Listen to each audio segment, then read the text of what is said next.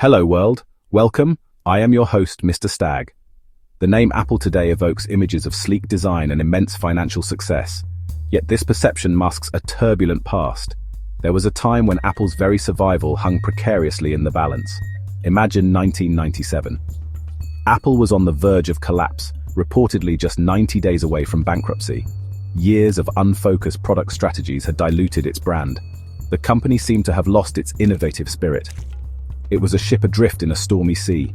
Few could have predicted a path to recovery. A lifeline from an entirely unexpected quarter was needed.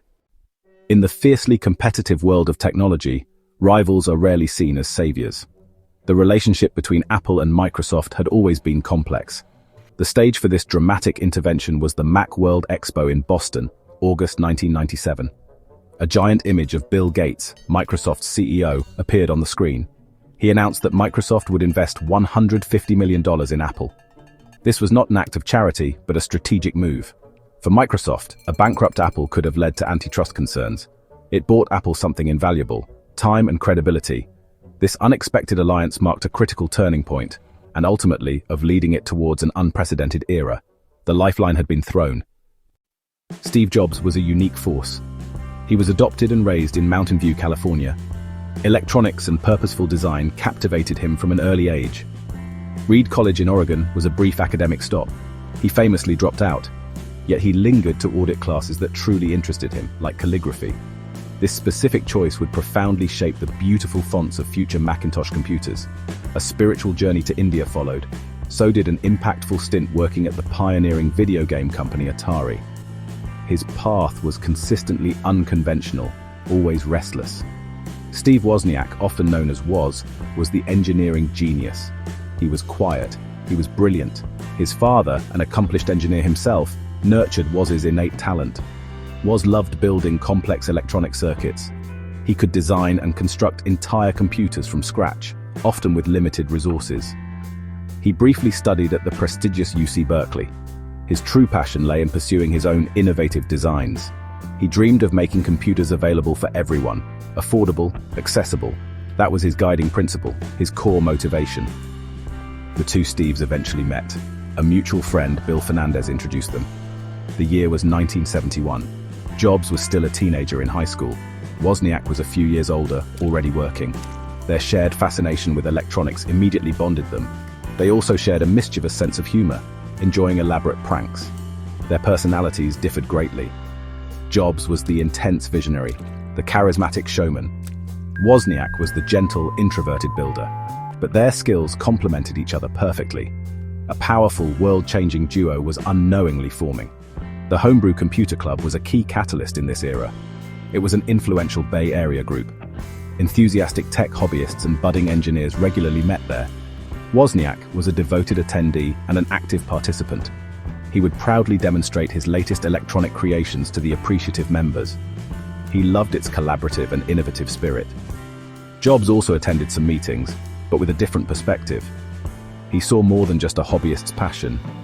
He recognized the immense commercial potential. Wozniak's amazing designs could reach a much wider audience. An idea began to take root. Wozniak designed an elegant personal computer board. Jobs envisioned a commercial product and urged Wozniak to sell the assembled boards.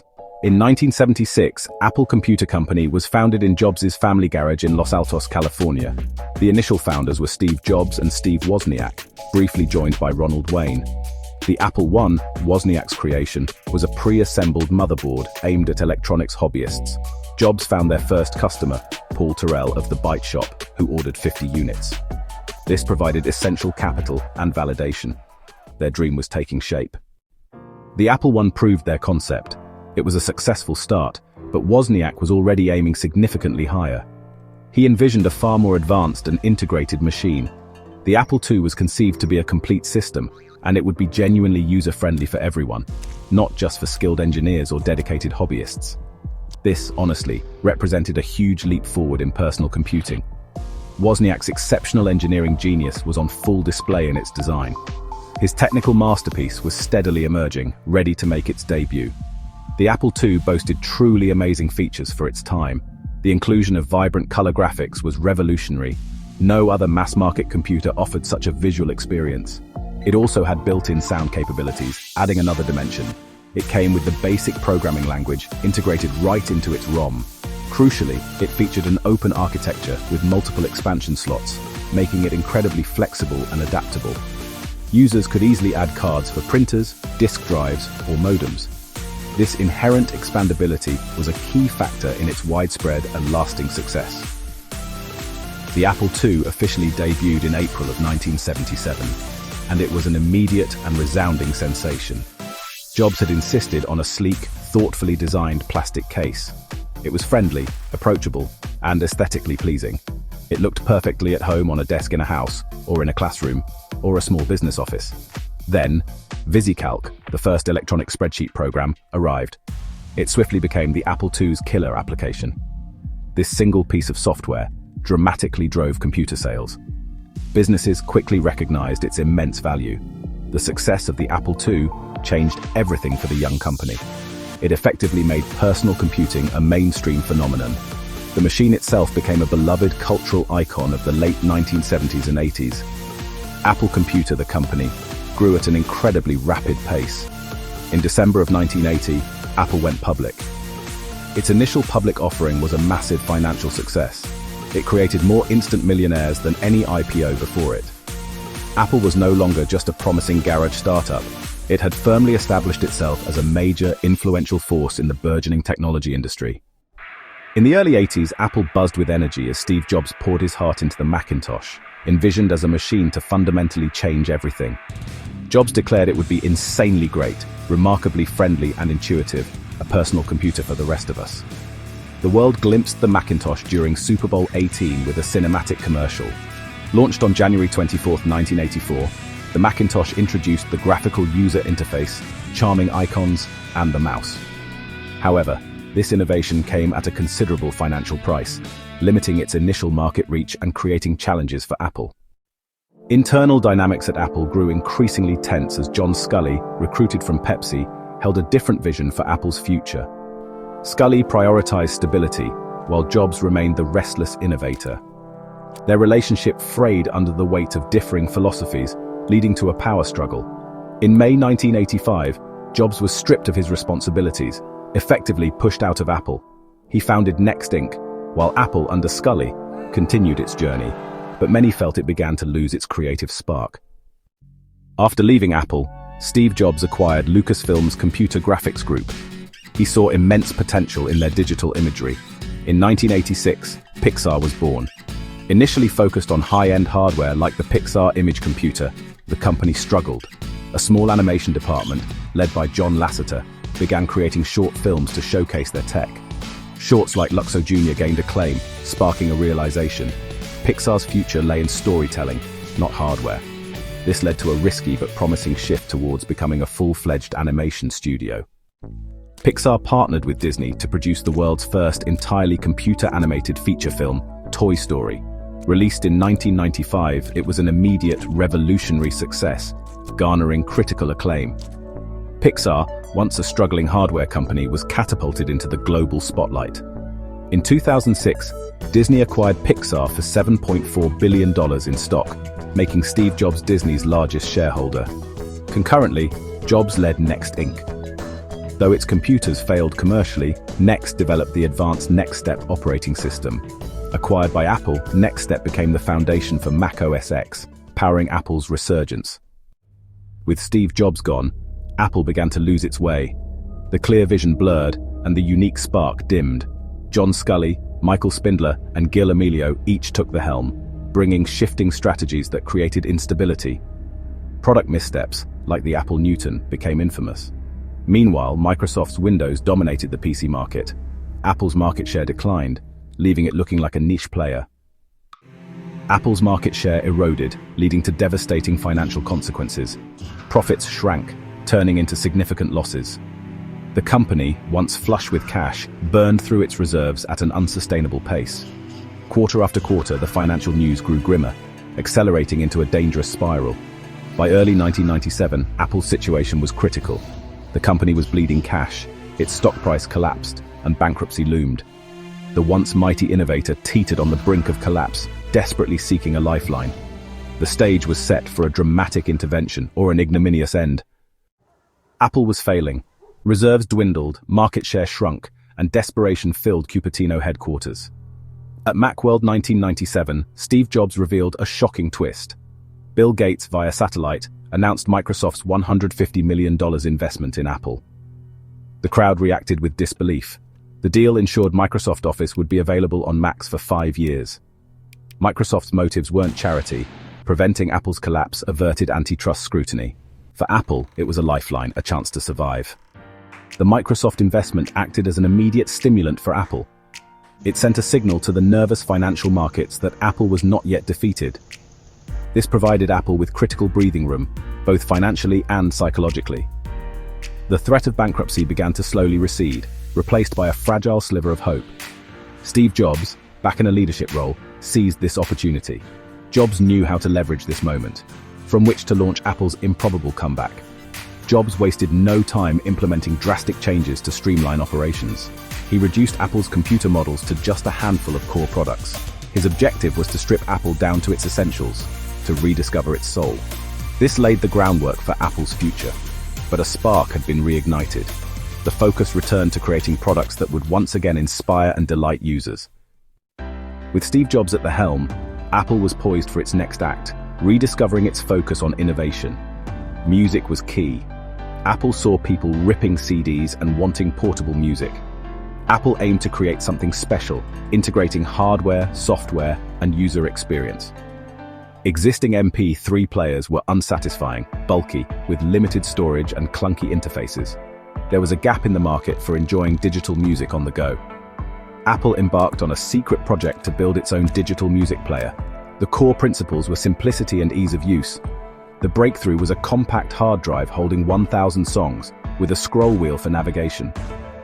On October 23, 2001, Steve Jobs unveiled the iPod, 1,000 songs in your pocket. It instantly made other MP3 players look obsolete and became a cultural phenomenon. The iPod's success brought new customers and boosted Apple's revenue. Apple understood the power of integrating hardware, software, and services.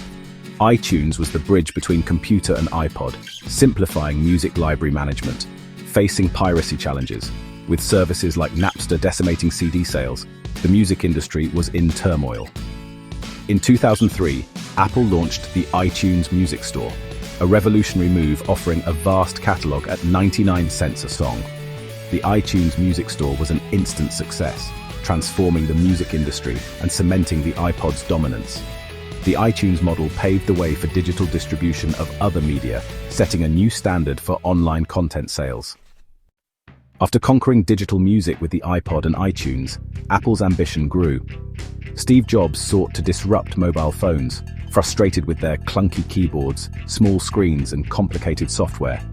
He envisioned a superior device, combining an iPod, phone, and internet communicator. On January 9, 2007, Steve Jobs unveiled the iPhone at Macworld San Francisco. The iPhone featured a multi-touch display, revolutionary OS, and groundbreaking design. Hype was unprecedented, with long queues on launch day. The iPhone redefined smartphones, altering communication, information access, and media consumption. The App Store's launch in 2008 unleashed innovation, turning the iPhone into a versatile platform. Apple became the leader in mobile innovation, building a loyal customer base. When Steve Jobs passed away in 2011, the world wondered if Apple could thrive without its visionary founder. Tim Cook, known for his operational expertise, stepped in as CEO, facing immense skepticism. Cook's leadership style was calm and pragmatic, emphasizing efficiency and corporate responsibility, a sharp contrast to Jobs' fiery passion. Under Cook, Apple launched the Apple Watch, expanded into services like Apple Music and Apple Pay, and maintained the iPhone's dominance through steady, meaningful improvements. Cook's strategic diversification reduced Apple's reliance on the iPhone, while his mastery of global operations kept Apple at the forefront of innovation and profitability. His steady hand ensured Apple not only survived but grew into an even more influential global powerhouse. Tim Cook's era brought Apple unprecedented financial growth, transforming it into a global financial titan. In 2018, Apple became the first US company to reach a $1 trillion market cap, a milestone that silenced critics and cemented its dominance. Just 2 years later, Apple doubled that valuation, fueled by strong product demand and a resilient ecosystem.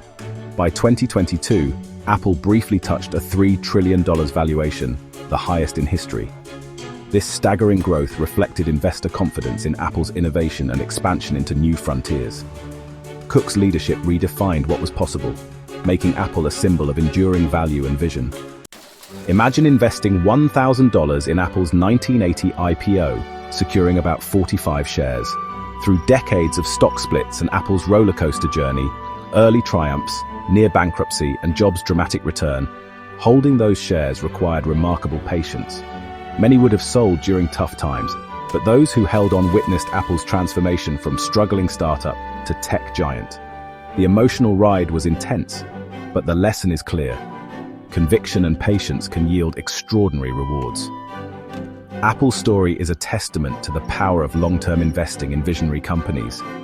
It's easy to see the outcome in hindsight, but living through the uncertainty took real courage. Those who stayed the course became part of a legendary investment story.